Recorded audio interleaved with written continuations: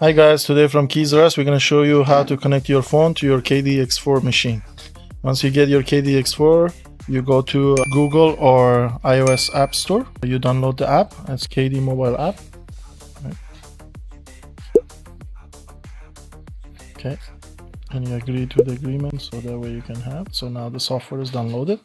To connect, you go to Bluetooth setting and KD OBD devices, select that one and search for the device,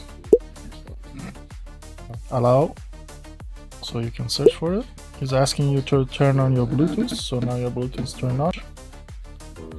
Yeah, it's already turned on, and now you search. KD-X4 is showing, so you select pair, and now it's connected. You can disable if you want later on if you want to disconnect, but now your device is connected to your phone and you can use your phone screen for any activities, for generating remote or chip or anything. Thank you for watching. Please press lock button.